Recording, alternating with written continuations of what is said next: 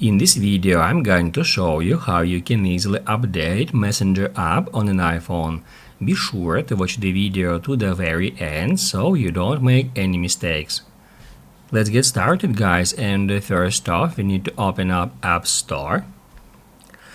After that, tap right here to go to search, and then we need to tap right there at the search bar at the very top, and here we need to start entering Messenger.